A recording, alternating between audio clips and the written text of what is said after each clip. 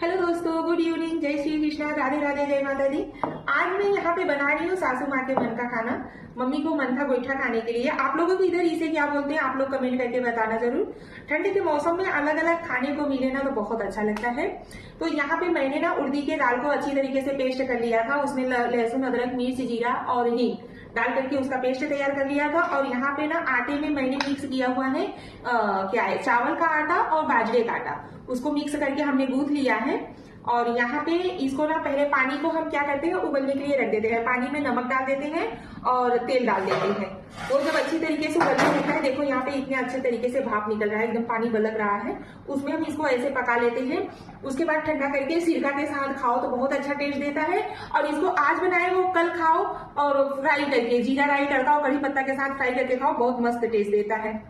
Video अच्छा लगे तो लाइक कर दीजिएगा। चैनल पे नए हो तो सब्सक्राइब करना ना भूलिएगा। Tata, bye bye.